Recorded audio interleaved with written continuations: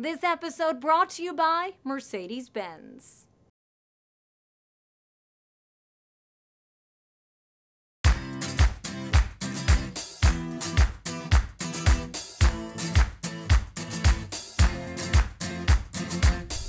Hey everyone, I'm Kelly Wallace. Welcome to the Conversation Thread. Joining us today, Liz Henry, one of our iVoices on iVillage. You also know her from her blog, The 6-Year Itch.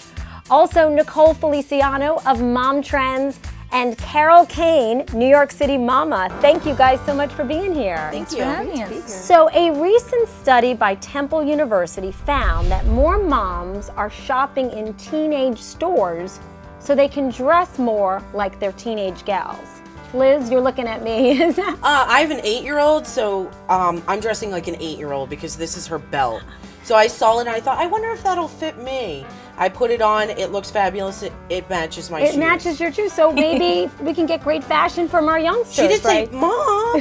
And I said, you're fine. But it's very, very, very green, the sharing the closet. You know, one big communal closet, lower impact on the environment. Low cost. It saves money, right? Hey. Yeah, exactly. I mean, and the other question is, well, what are moms supposed to look like? What is the expectation? What is the look that we're supposed to be going for? I know as a full-figured woman, I'm supposed to, according to department store selections, be wearing muumuus with bows and lace. So.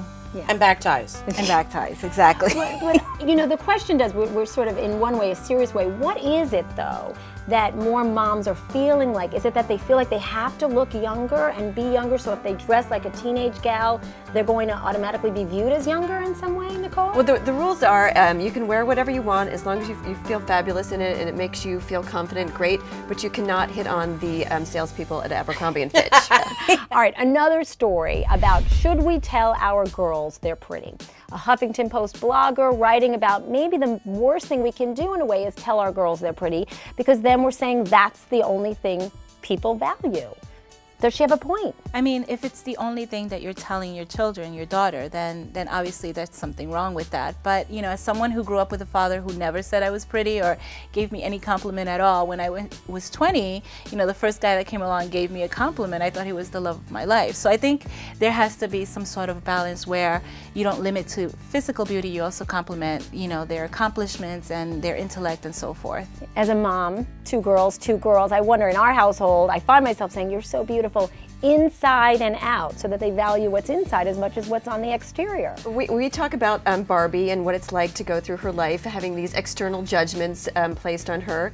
And we talk about with my little girls that it's important to have other things going on. I invent these dream worlds for Barbie where she's a math whiz or a rocket scientist. Has Barbie done that yet? I don't know, but Natelle might be listening. But it's really, I feel it's super important for the girls to know that pretty only gets you so far, that it's really what's the brains that back up the package. What about you, Liz, a mom of one daughter? Yeah, whenever I say something along these lines, I say, you're beautiful, and I put it with something.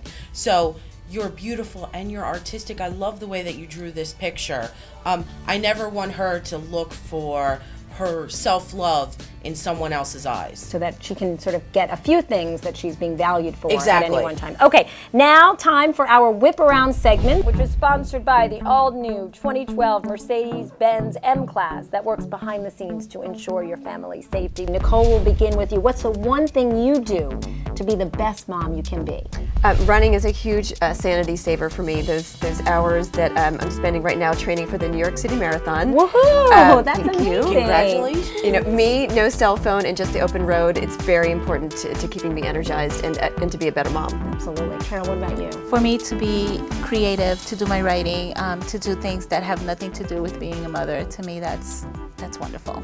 Liz? Nicole's working on the marathon, I'm working on bending over. I mean, like, let's be for real. No. I'm wearing out the Haagen-Dazs, not having the Haagen-Dazs every night, exactly.